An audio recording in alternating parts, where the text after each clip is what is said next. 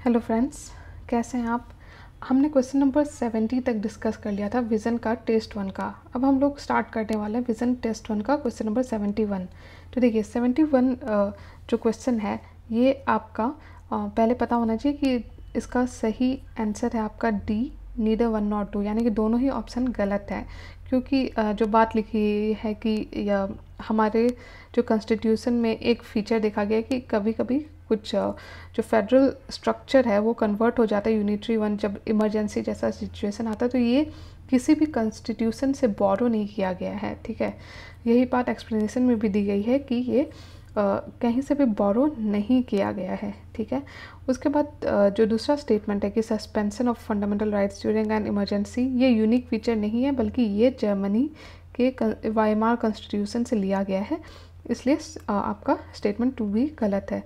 Question number 72 जो है वो बात करता है कि पार्लियामेंट का जो पावर है टू रीऑर्गेनाइज एंड स्टेट्स, उसके बारे में है।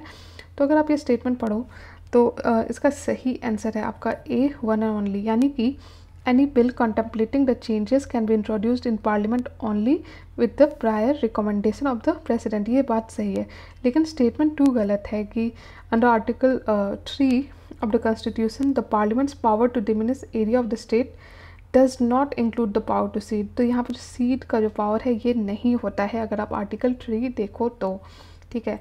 उसी तरह स्टेटमेंट 3 भी गलत है कि जो भी बिल अगर लाया जाता है टू रीऑर्गेनाइज द स्टेट, यहाँ पे सिंपल मेजॉरिटी से पास होना चाहिए पार्लियामेंट में, ना कि स्पेशल मेजॉरिटी, ठीक है। क्वेश्चन नंबर 73 जो है उसका जो सही आंसर है आपका एडवोकेट जनरल के ऊपर, तो सही आंसर है आपका 1 एंड 3, और 2 जो है वो गलत है क्योंकि एडवोकेट जनरल जो है ये अपॉइंट होते हैं बाय गवर्नर, ये सही है। तीसरा भी सही है कि उनका जो रेम्यूनरेशन है वो गवर्नर डिसाइड करता है, लेकिन जो स्टेटमेंट 2 है वो गलत है क्योंकि जो एलिजिबिलिटी कंडीशन जो है वो उसमें कोई मिनिमम एज के बारे में नहीं दिया गया है। ये दिया गया है भले कि ही must be a person who is qualified to be appointed of जज ऑफ हाई कोर्ट, और साथ में सिटीजन ऑफ इंडिया और जुडिशल ऑफिसर फॉर 10 years और एन एडवोकेट फॉर 10 years। तो ये सारे जो क्वालिफिकेशन है वो तो है, लेकिन वैसा कोई मिनिमम एज करके नहीं है। तो आपका 73 का आंसर है सी, 1 एंड 3। क्वेश्चन नंबर 74 जो है ये आपका बात कर रहा है रिट्स के बारे में, जो कि आपका कोर्ट का पावर होता है। तो यहाँ पे बताना है कि ऐसा कौन सा रिट है जो प्राइवेट इंडिविजुअल के भी इशू किया जा सकता है, मतलब प्राइवेट और पब्लिक दोनों के अगेंस्ट। तो इसका सही आंसर है ए, 1 ओनली, यानी हबीज कॉर्पस जो है वो प्राइवेट और पब्लिक दोनों के अगेंस्ट किया जा सकता है, जबकि मैंडेमस हो या प्रोहिबिशन हो ये सिर्फ और सिर्फ पब्लिक अथॉरिटीज़ के अगेंस्ट ही किया जा सकता है। तो इस तरह क्वेश्चन नंबर 74 हमने कर लिया। क्वेश्चन नंबर 75 के जब अगर हम देखें तो ये देखिए आर्टिकल 33 के बारे में बात कर रहा है, और जो सही आंसर है इसका वो है 1 एंड 2, यानी कि the power to make laws under article 33 is confirmed only on parliament and not on the state legislature, ये सही है।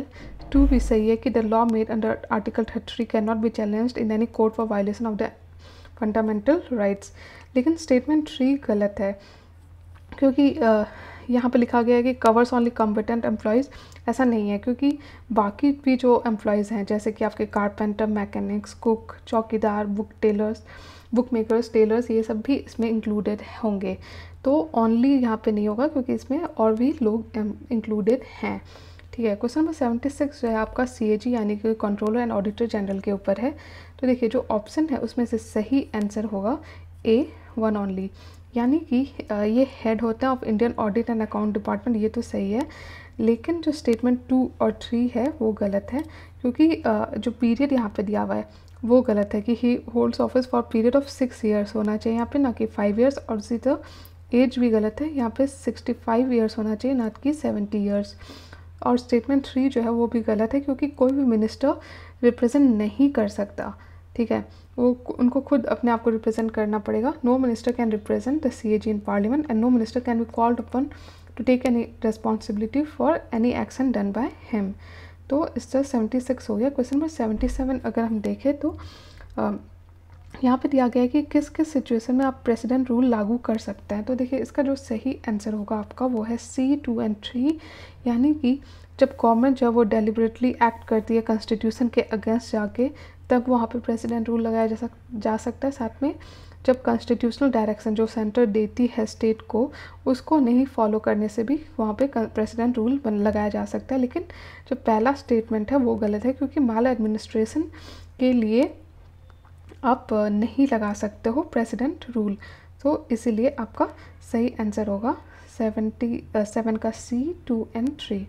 ठीक है, उसका जो नेक्स्ट क्वेश्चन है आपका क्वेश्चन नंबर 78, वो है कॉन्स्टिट्यूशनल अमेंडमेंट के ऊपर।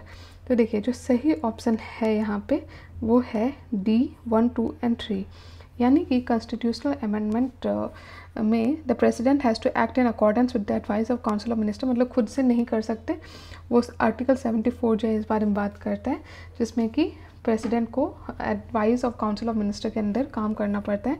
दूसरा भी गलत है कि जो सिटीजन है who are not less than 18 years old, उनके वोट देने का राइट है। साथ में स्टेटमेंट 3 भी सही है कि the state can make special provision for the advancement of socially and educationally backward classes.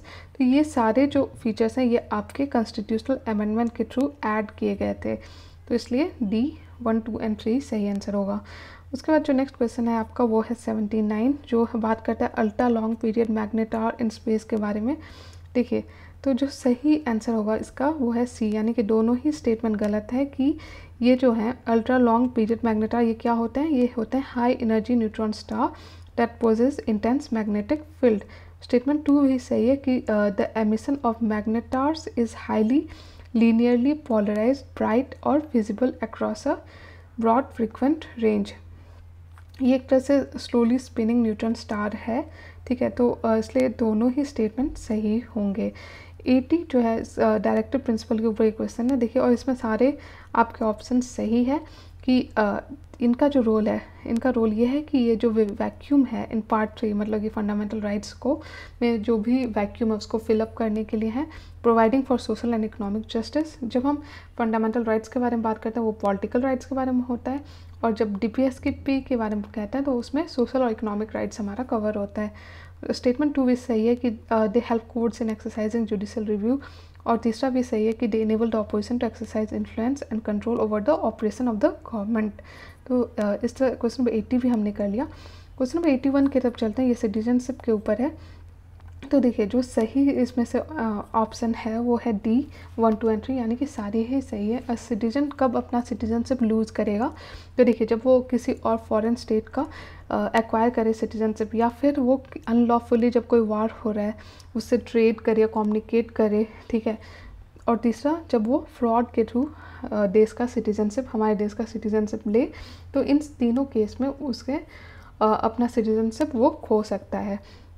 Question number 82 अगर हम देखें तो ये बात है तख्त के ऊपर। आपको पता है कि सिख का जो तख्त होता है वो बहुत इंपॉर्टेंट होता है, तो उसी के ऊपर आपको बेसिक इन्फॉर्मेशन होना चाहिए। तो देखिए जो ऑप्शन है उसमें से सही आंसर है A, 2 ओनली, यानी कि 4 तख्त होते हैं जो कि लिंक्ड हैं टू गुरु गोविंद सिंह। ठीक है, लेकिन स्टेटमेंट 1 और 3 जो है वो गलत है। देखते हैं क्यों। देखिए यहाँ पे लिखा हुआ है कि recognizes at present Sikh organizes 5 places as Takht which are in Punjab, लेकिन ये सही नहीं है क्योंकि 3 ही तख्त हैं जो पंजाब में हैं। बाकी 2 तख्त यानी कि तख्त पटना साहिब बिहार में है, उसी तरह तख्त हजूर साहिब महाराष्ट्र में है। उसके बाद दूसरा जो स्टेटमेंट है वो सही है, लेकिन तीसरा स्टेटमेंट गलत है कि जो शिरोमणि गुरुद्वारा प्रबंधक कमेटी सारे तख्त का अपॉइंटमेंट नहीं करता, बल्कि जो यहाँ पे जैसे लिखा हुआ है कि 3 तख्त जो पंजाब में है वो SGPC के कंट्रोल में रहते हैं। जो बाकी तख्त आउटसाइड पंजाब है उनके अपने खुद के ट्रस्ट या बोर्ड है और उनका कोई फिक्स टेन्योर नहीं होता है। ठीक है, उसके बाद अगर हम आर्टिकल 368 के बारे में बात करें, जो नेक्स्ट क्वेश्चन है क्वेश्चन नंबर 83, तो इसमें बताना है कि कौन सा ऐसा अमेंडमेंट है जिसके लिए हम आर्टिकल 368 को यूज़ नहीं करना पड़ेगा।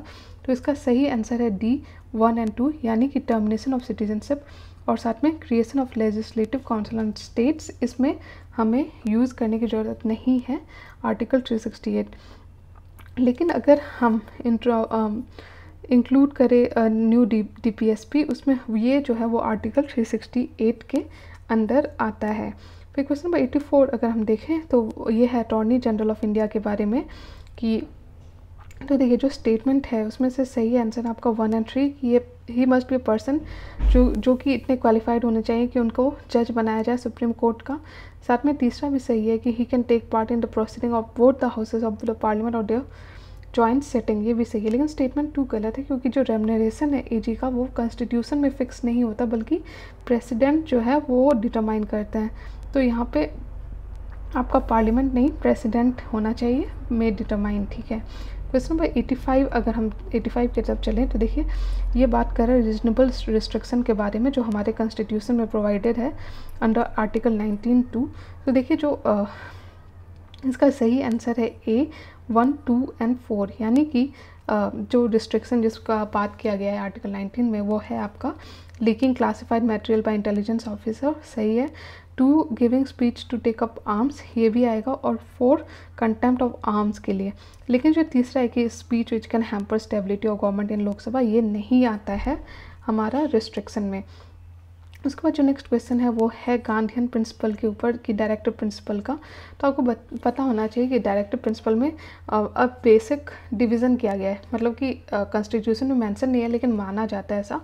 तो जो भी डीपीएसपी है उसमें से गांधीयन प्रिंसिपल के अंदर कौन से आएंगे, तो देखिए इसका जो सही आंसर है वो है बी 3 ओनली, यानी कि जो विलेज पंचायत के बारे में जब हम बात करें तो आपको पता है गांधी जी भी बात करते थे कि ग्रास रूट डेवलपमेंट होना चाहिए और विलेज पंचायत को के बारे में उन्होंने कहा है, इसलिए ये गांधीयन प्रिंसिपल के अंदर आता है आपका village panchayat and endow them with necessary power and authority to enable them to function as unit of self government। लेकिन जो बाकी है वो पार्ट नहीं है गांधीयन प्रिंसिपल का। ये आपका जब हम इक्वल जस्टिस या फ्री लीगल एड के बारे में बात करते हैं तो ये सोशलिस्ट प्रिंसिपल के अंदर आता है, ठीक है। उसी तरह जब हम raise the level of nutrition या स्टैंडर्ड ऑफ लिविंग के बारे में बात करते हैं तो ये भी सोशलिस्ट के अंदर आएगा, ना कि गांधीयन में। तो सही आंसर आपका होगा 86 का 3, मतलब बी 3 ओनली, ठीक है। तो 86 हमने कर लिया। अब 87 के तरफ अगर हम चले तो ये बात कर रहा है फंडामेंटल राइट्स के बारे में, ठीक है। तो देखिए जो ऑप्शन है उसमें से सही आंसर होगा आपका ए 3 ओनली, यानी कि the detenu must be offered an opportunity to make a representation against a detention order. 3 सही है, 1 और 2 गलत है, क्योंकि पहली बात तो कि जो the detention of a person can not exceed 3 months unless an advisory board report sufficient cause for extended detention.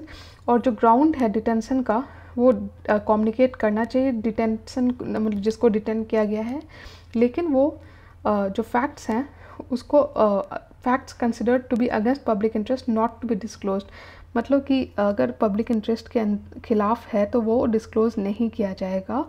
यहाँ पे जो लिखा हुआ है कि even if it is against, ये गलत है क्योंकि पब्लिक इंटरेस्ट के अगेंस्ट गया तो वो नहीं डिस्क्लोज किया जाएगा।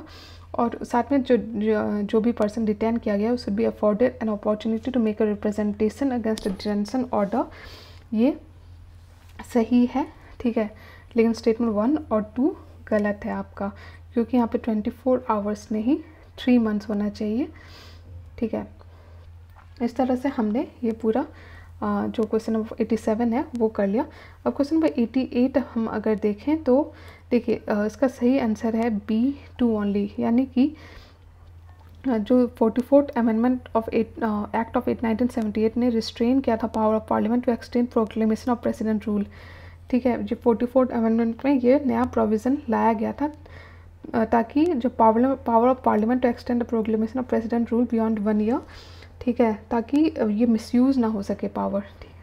लेकिन स्टेटमेंट 1 गलत है क्योंकि a proclamation of president rule में be revoked by president at any time. तो इसमें आपका रिवोकेशन जब होता है तो पार्लियामेंट अप्रूवल नहीं चाहिए, ठीक है। तो यहाँ पे जो लिखा हुआ है ना रिक्वायर्स पार्लियामेंट्री अप्रूवल, वो नहीं होगा क्योंकि प्रेसिडेंट जब चाहे वो सब्सिक्वेंट प्रोक्लेमेशन से रिवोक कर सकता है। अब क्वेश्चन नंबर 89 देखें अगर तो वो कॉन्स्टिट्यूएंट असेंबली के ऊपर है। तो जो सही ऑप्शन है आपका वो है ए 1 और 2, यानी कि जो कॉन्स्टिट्यूएंट असेंबली है वो फुल्ली सॉवरेन बॉडी है। इट कुड एब्रोगेट और alter any law made by the British parliament in relation to India. ये दोनों स्टेटमेंट सही है। लेकिन जो तीसरा ऑप्शन है वो गलत है, क्योंकि the representation of princely states who had stayed away from the constituent assembly gradually joined in. तो यहाँ पे जो लिखा हुआ है नेवर, ये गलत है, क्योंकि ग्रेजुअली इन्होंने ज्वाइन किया था। ठीक है, तो इसलिए क्वेश्चन नंबर 89 का आंसर है ए 1 एंड 2। क्वेश्चन नंबर 90 अगर हम देखें तो ये government of India act of 1919 के बारे में है, और जो सही है वो होगा आपका ए बी सी, क्योंकि यहाँ पे लिखा हुआ है नॉट करेक्ट, तो डी जो है वो नहीं करेक्ट है, क्योंकि जो यहाँ पे दिया हुआ है कि सेपरेट इलेक्ट्रेट का के बारे में, ये आपका 1909 का जो एक्ट था उससे इंट्रोड्यूस किया गया था, ना कि 1919 में। जब हम act Indian government of India act of 1919 का बात करें तो ये it provide divided the provincial subjects into reserve and transferred, ये सही है। साथ में बाइकैमरल लेजिस्लेचर भी इंट्रोड्यूस हुआ था at center with upper and lower house, और ये एक्ट ने ऑथराइज किया था state to enact their own budget, लेकिन स्टेटमेंट डी जो है वो गलत है। तो इस तरह से हमने क्वेश्चन नंबर 90 भी कर लिया। नेक्स्ट वीडियो में मैं क्वेश्चन नंबर 91 से स्टार्ट करूँगी। आई होप आपको वीडियो अच्छा लग रहा है, क्वेश्चन आंसर समझ में आ रहा है, तो प्लीज़ लाइक कीजिए और मेरे चैनल को सब्सक्राइब कीजिए and keep learning. Thank you.